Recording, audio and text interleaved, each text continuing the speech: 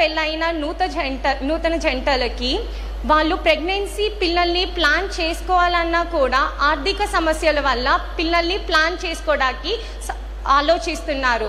దీనికి గవర్నమెంట్ ఏం చేయాలనుకుంటుంది? ఓకే అమ్మా, ఇప్పుడు నువ్వు చెప్పింది ఒక